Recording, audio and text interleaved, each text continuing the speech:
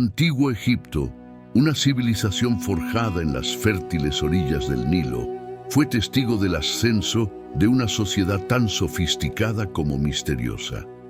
En el corazón de esta grandiosa cultura estaba la creación del sistema jeroglífico hacia el año 3400 a.C., una proeza que permitiría a los egipcios registrar su historia y cultura de manera indeleble.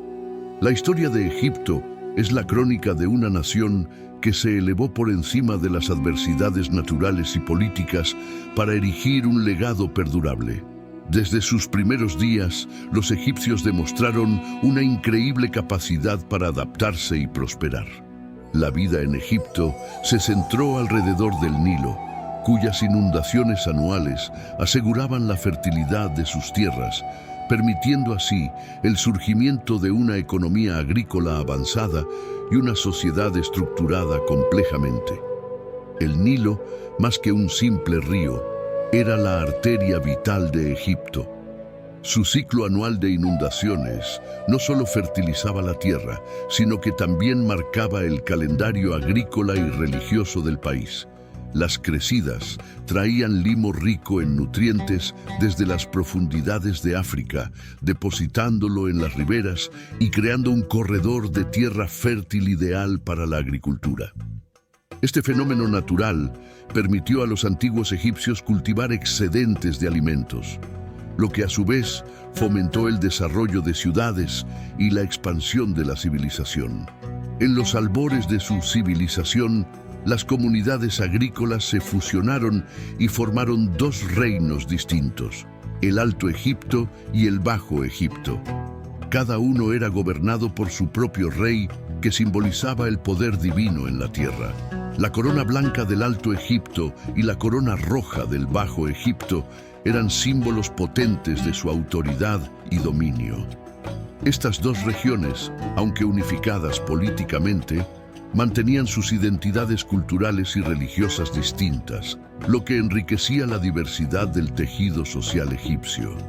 Sin embargo, hacia el año 3100 a.C., el rey Narmer, también conocido como Menes, logró unificar estos dos reinos en un solo estado, creando así la primera nación unificada en la historia del mundo. Narmer estableció la capital en Memphis, un centro neurálgico que simbolizaría la unidad y la fuerza de Egipto durante siglos. Memphis no solo se convirtió en el corazón político y administrativo de Egipto, sino también en un centro de actividad religiosa y cultural. Era un lugar donde se veneraba a Ptah, el dios patrón de los artesanos, y se celebraban grandes festivales que atraían a visitantes de todo el reino. Este acto de unificación de Narmer marcó el comienzo del período dinástico en Egipto, una era en la que la civilización egipcia alcanzó algunos de sus mayores logros arquitectónicos, artísticos y culturales. Las dinastías que siguieron construirían sobre este legado, erigiendo templos, pirámides y monumentos que han cautivado la imaginación del mundo hasta el día de hoy. La consolidación del poder en manos de los faraones permitió una administración centralizada que dirigía los recursos del país hacia grandes proyectos de construcción y hacia la expansión militar y comercial. Este enfoque centralizado también facilitó el desarrollo de un sistema de escritura, el cual comenzó con inscripciones simples en tumbas y monumentos y evolucionó hasta convertirse en los complejos jeroglíficos que conocemos hoy. Esta escritura permitió no solo documentar la historia y la cultura egipcia, sino también administrar su compleja burocracia, coordinar proyectos de construcción masivos y regular la vida religiosa y económica del país. La escritura se convirtió en una herramienta esencial para la administración del Estado y para la perpetuación de la cultura egipcia a lo largo de los milenios. El periodo conocido como la época tinita, que abarca las primeras dos dinastías, fue crucial para el desarrollo de la identidad cultural egipcia. Durante este tiempo, se consolidaron muchas de las prácticas y creencias que definirían el carácter distintivo de Egipto. La administración centralizada tomó forma y con ella una burocracia eficiente que permitió al faraón ejercer su autoridad sobre vastos territorios. Este fue un periodo de profunda transformación, donde la unificación política bajo la figura del faraón facilitó el desarrollo de una administración estatal que se extendía desde el delta del Nilo hasta la primera catarata en Asuán. La centralización del poder no solo permitió una gestión más efectiva de los recursos y la mano de obra, sino que también ayudó a estabilizar y fortalecer la economía interna. Se estandarizaron medidas, se formalizaron las prácticas comerciales y se fortalecieron las rutas comerciales, tanto internas como con las regiones circundantes. El papel del faraón como una entidad divina también se solidificó durante este periodo. Se le consideraba no solo un gobernante, sino también un intermediario entre los dioses y los hombres. Los rituales religiosos y las ofrendas se volvieron más codificados y complejos, lo que refleja la creciente importancia de la religión en la vida diaria y la gobernabilidad del Estado. Esta época sentó las bases para los desarrollos religiosos y administrativos que caracterizarían las siguientes dinastías en la historia egipcia. Con el establecimiento del Imperio Antiguo, alrededor del año 2686 a.C., comenzó la edad dorada de la construcción de pirámides en Egipto. Fue durante la cuarta dinastía cuando los faraones Keops, Kefren y Miserino ordenaron la construcción de las grandes pirámides en Giza, estructuras que no solo servirían como tumbas monumentales, sino también como testimonios del poder y la divinidad del faraón. Estas pirámides, especialmente la Gran Pirámide de Giza, son ejemplos sobresalientes de la habilidad técnica y el sentido estético de los antiguos egipcios, y siguen siendo uno de los mayores atractivos turísticos del mundo. La construcción de las pirámides representaba un esfuerzo monumental que implicaba no solo la movilización de miles de trabajadores, sino también una logística compleja para el transporte y la talla de enormes bloques de piedra. La precisión y el detalle en la planificación y ejecución de estas construcciones reflejan el alto nivel de ingeniería y organización alcanzado por los egipcios de la época. Estas estructuras no eran solo lugares de entierro, sino también centros de culto y reflexión sobre la vida después de la muerte, que jugaban un papel central en la cosmología y mitología egipcias. En última instancia, estas pirámides también servían como una declaración de la grandeza y la permanencia del orden social y político egipcio, diseñadas para proyectar la imagen del faraón a través de las generaciones y más allá de las fronteras de Egipto. Cada pirámide, con su complejo de templos y capillas adyacentes, funcionaba como un eje para el culto del faraón divinizado, asegurando su inmortalidad y la continuación de su influencia en el mundo terrenal. A lo largo del Imperio Antiguo, Egipto disfrutó de un período de gran estabilidad política y prosperidad económica. La sociedad egipcia estaba jerárquicamente organizada, con el faraón en la cima, seguido por los nobles, sacerdotes, artesanos, campesinos y esclavos. Esta estratificación social aseguraba que cada segmento de la sociedad desempeñara un papel vital en el mantenimiento del orden y la eficiencia del Estado. Durante este floreciente periodo, la economía de Egipto se robusteció gracias al desarrollo agrícola sostenido por las inundaciones regulares del Nilo, que fertilizaban las tierras de cultivo de manera natural. Además, la extracción de minerales y la creciente red comercial con regiones vecinas como Nubia y el Levante aportaban riquezas adicionales que financiaban grandes proyectos de construcción y el arte. Los faraones, como guardianes de este orden divino y terrenal, no solo gobernaban, sino que también representaban la conexión entre los dioses y el pueblo, legitimando así su autoridad suprema. Sin embargo, hacia el final de la sexta dinastía, alrededor del año 2180 a.C., el Imperio Antiguo comenzó a desintegrarse debido a una serie de sequías severas que afectaron la capacidad del Nilo para inundar sus orillas. El resultado fue una hambruna que debilitó el poder central y provocó el surgimiento de líderes locales que desafiaron la autoridad del faraón. Este período de declive y eventual colapso marcó el inicio del primer período intermedio, una época caracterizada por la división y el conflicto. El impacto de estas sequías no fue solo agrícola, sino también socioeconómico y político, erosionando la confianza en el faraón como intercesor divino que garantizaba la prosperidad y estabilidad. Con el debilitamiento del poder central, potentados regionales comenzaron a acumular poder, lo que llevó a una fragmentación política que descompuso la estructura unitaria del Estado.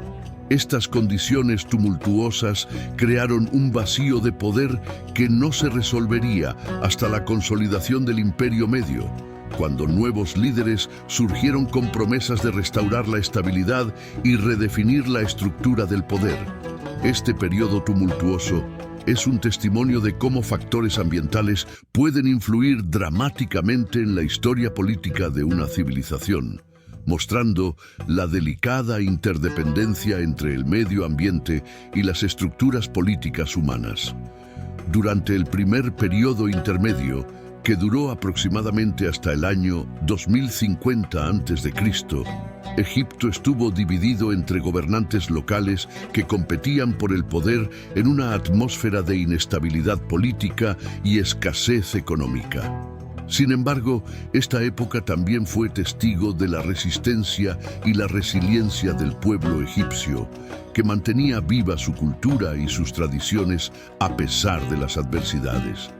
Este periodo se caracteriza por ser una época de descentralización y fragmentación política tras el colapso del antiguo imperio. El poder se repartió entre pequeños principados y ciudades-estado que emergieron, cada uno gobernado por un líder local o un nomarca que ejercía su dominio de manera más o menos independiente del control central. A pesar de las dificultades, esta fue una época de significativa innovación cultural y religiosa. Los gobernantes locales, en su lucha por legitimar su poder, fomentaron las artes, la arquitectura y las prácticas religiosas, lo que resultó en una diversidad de expresiones culturales y artísticas. El surgimiento del Imperio Medio en el año 2050 a.C., bajo la regencia de Mentuhotep II, marcó el renacimiento de la unidad y el poder central en Egipto. Mentuhotep II, emergiendo desde Tebas, no solo reunificó Egipto, sino que también implementó reformas administrativas y religiosas que revitalizaron la sociedad egipcia. Su gobierno marcó el comienzo de un período de estabilidad política, expansión territorial y florecimiento cultural. Durante el Imperio Medio, Egipto no solo recuperó su anterior gloria, sino que también expandió sus fronteras, estableciendo presencia en Nubia y el Levante. Esta expansión no solo aseguró recursos adicionales y nuevas rutas comerciales para Egipto, sino que también amplió su influencia cultural y política en la región. El control sobre Nubia, en particular, aseguró el acceso a valiosos recursos como el oro, el incienso y el marfil, mientras que la presencia en el Levante facilitó el comercio y los intercambios culturales con civilizaciones como la mesopotámica y la minoica. Mentuhotep II y sus sucesores no solo enfocaron sus esfuerzos en la consolidación del poder dentro de Egipto, sino que también buscaron fortalecer las fronteras del país y fomentar una era de reconstrucción y prosperidad. Esta fue una época dorada para las artes, la literatura y la arquitectura, y se vieron importantes avances en tecnología y ciencia, subrayando la habilidad de los egipcios para adaptarse y prosperar incluso después de períodos de intensa adversidad. El Imperio Medio fue sucedido por el segundo período intermedio alrededor del año 1650 a.C., cuando Egipto nuevamente enfrentó la fragmentación y la invasión de los Hicsos, un pueblo de origen asiático. Los Hicsos introdujeron nuevas tecnologías, como el carro de guerra, que eventualmente los egipcios adoptarían para expulsar a los invasores y dar paso al nuevo imperio. Esta era se caracterizó por una significativa interrupción en la continuidad cultural y política que había establecido el Imperio Medio, pero también por la eventual absorción e integración de innovaciones extranjeras que fortalecerían a Egipto a largo plazo.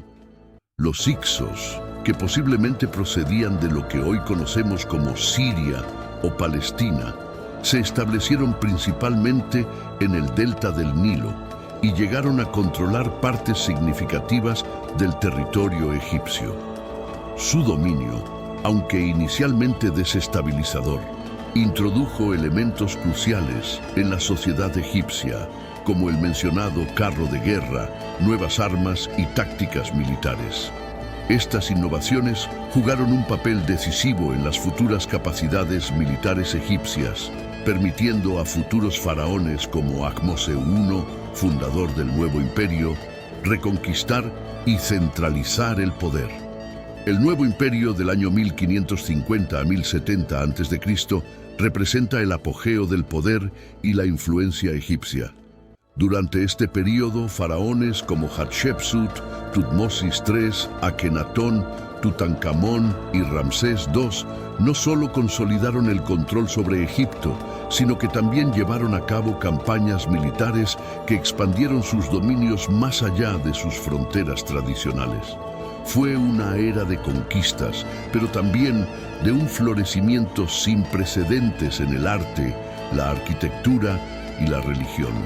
Hatshepsut, por ejemplo, fue una de las pocas mujeres que gobernaron Egipto y es recordada por su reinado próspero y pacífico, además de por sus ambiciosos proyectos de construcción, como su famoso templo en Deir el-Bahari. Tutmosis III, conocido como el Napoleón egipcio, expandió el imperio a su máxima extensión geográfica y consolidó el control egipcio sobre Canaán y Siria. Akenatón, por otro lado, es famoso por intentar revolucionar la religión egipcia hacia el monoteísmo centrado en el culto a Atón, mientras que su hijo Tutankamón es mundialmente conocido debido al descubrimiento de su casi intacta tumba en el año 1922. Este periodo también vio un enorme desarrollo en las artes, con una evolución estilística que incluyó desde la rigidez formal de las primeras etapas del imperio hasta un estilo más naturalista durante y después del reinado de Akenatón. La arquitectura igualmente floreció con la construcción de numerosos templos monumentales y la expansión de complejos como Karnak y Luxor, que aún hoy siguen siendo testigos del poderío y la devoción religiosa de los antiguos egipcios.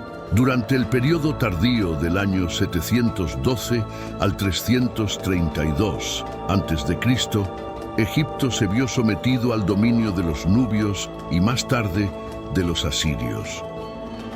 En el año 525 a.C., los persas, bajo el mando de Cambises II, conquistaron Egipto, incorporándolo al vasto imperio aqueménida como una de sus satrapías.